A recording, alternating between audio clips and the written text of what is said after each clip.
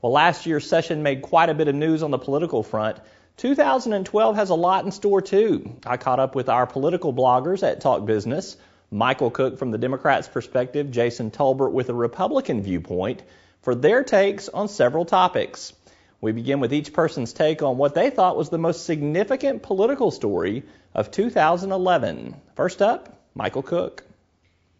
When you look at 2011, what is striking is that there wasn't one huge story. There wasn't one political story, that just dominated the whole year. There was a lot of little stories, and two of them that I thought were important were redistricting, both the congressional redistricting and legislative redistricting, because the results of that process has literally a 10-year implications of who wins and who doesn't in districts across the state. So that was one big political story. And the second one was the increased partisanship in the state legislature.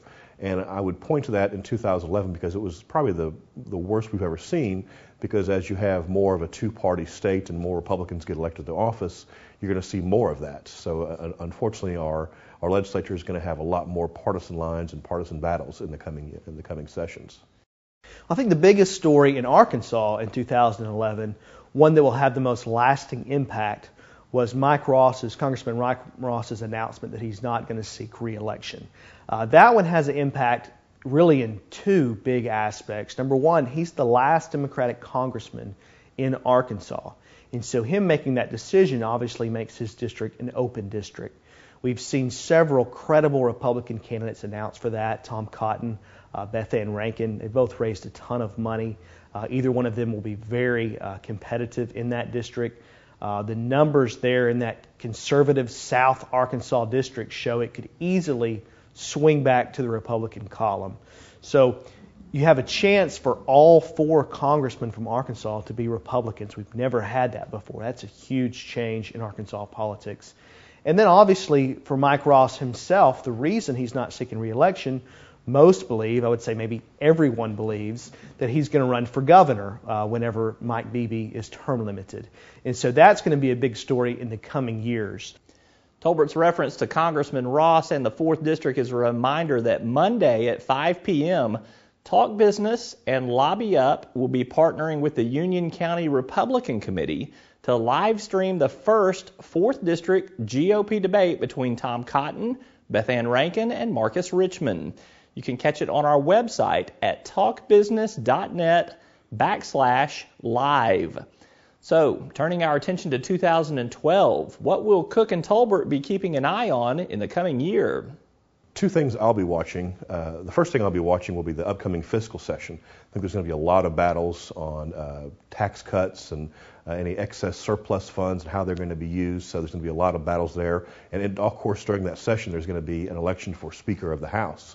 With such a close Democrat-Republican numbers, it'll be interesting to see who actually wins that race.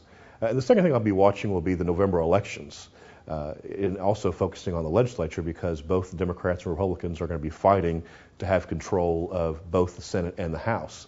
I've been saying I think the Democrats will hold on to both houses, but Republicans are going to do all they can to win both of those chambers. Well, 2012 is going to be one of those years when I really think the state legislature is going to be the hot story in Arkansas. There's not going to be much attention in the presidential race. Barack Obama is not going to win Arkansas, so there's going to be almost no money spent by the presidential campaigns in our state. You will see some maybe excitement in some of the congressional races, nothing really too big that I can see right now. But the battle for the Republicans to take the majorities, both in the Arkansas House and the Arkansas Senate, is going to be the biggest dynamic. And it's going to be very, very close. If you go talk to almost any Republican in the state, they're going to tell you that, yes, we are going to take the majorities in both the House and the Senate.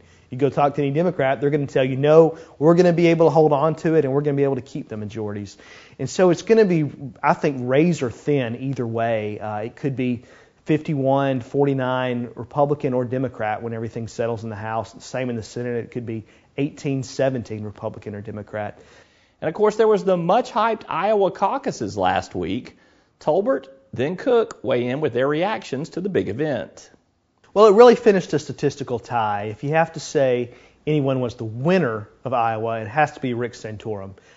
Romney was ahead of the polls for the last month leading up to the caucus, and then in the last minute, Santorum came in and surged and really finished with a statistical tie for the caucuses. So he now has an opportunity coming out of those caucuses to prove himself. A lot of people don't know much about him. I think he's in that who is this guy phase of his campaign. So people are researching him, listening to what he's saying. It remains to be seen whether he can capitalize on that and actually become a front runner in the Republican nomination contest, or whether he'll fade as a lot of the other ones have done who've surged in the past. What's striking about the results of the caucus is that roughly 75% of Republicans in that state don't want Mitt Romney as the nominee. He's a front runner that his own party, frankly, doesn't seem to want. So, although it looks like he will be the nominee, but it's sort of a, well, okay, I guess we'll take him. He's the one who won. So I think that does not bode well, for him in the fall with a party that's not fully behind him, sort of like John McCain in 2008. I think the whole Santorum and Rick Perry and Newt Gingrich, it doesn't matter in a lot of ways. This race has been over, and I've been saying this for a while. This race has been over for a couple months.